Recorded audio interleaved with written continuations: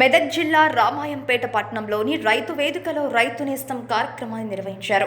Professor Jayashankar వ్యవసాయ విశ్వవిద్యాలయం నుంచి శాస్త్రవేత్తలు నేరుగా రైతులకు వేసవి కాలంలో నేలలో సేంద్రియ కల్పన ప్రాంతంపై అవగాహన కల్పించారు.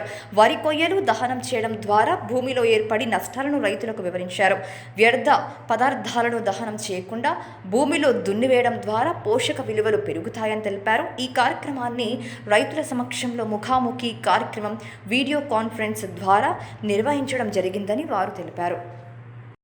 రైతు నేస్తం కార్యక్రమంలో భాగంగా రాష్ట్ర వ్యవసాయ శాఖ రైతులకు నేరుగా వ్యవసాయ శాస్త్రవేత్తలతోని ప్రొఫెసర్ జయశంకర్ విశ్వవిద్యాలయానికి సంబంధించిన శాస్త్రవేత్తలతోని ముఖాముఖి కార్యక్రమం వీడియో కాన్ఫరెన్స్ విధానం ద్వారా ఈరోజు కార్యక్రమం నిర్వహించడం జరిగింది. అందులో భాగంగా మన రామాయంపేట రైతు వేదిక నందు రైతులకు అవగాహన కల్పించడం జరిగింది. ముఖ్యంగా ఈ వేసవి కాలంలో నేలలో సేంద్రియ కర్బన పదార్థం పెంపు గురించి రైతులకు అవగాహన కల్పించడం జరిగింది.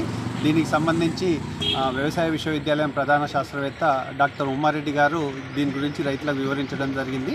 తర్వాత రైతులకు సంబంధించిన సందేహాలను తీర్చడం జరిగింది. అదేవిధంగా హరికృష్ణ అనే భద్రాద్రి కొత్తగూడెం చెందిన రైతు సేంద్రియ కర్బన పదార్థం పెంపు గురించి తన స్వీయ అనుభవాలను మిగతా రైతులతో పంచుకోవడం జరిగింది.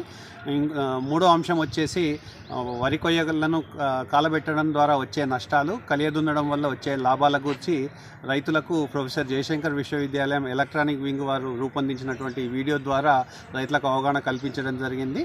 చివరగా దేవేందర్ రెడ్డి అనే రైతు హన్మకొండ జిల్లాకు చెందినటువంటి రైతు వరి కొయ్యగర్రలను డైరెక్ట్గా భూమిలో దున్నడం ద్వారా కలిగేటువంటి లాభాలను, ఆయన అనుభవాలను మిగతా రైతులందరికీ కూడా పంచుకోవడం జరిగింది. ఈ కార్యక్రమంలో వ్యవసాయ సంచాలకులు శ్రీమతి వసంత సుగుణతో పాటుగా వ్యవసాయ అధికారులు, వ్యవసాయ విస్తీర్ణ అధికారులు, రైతులు పాల్గొనడం జరిగింది.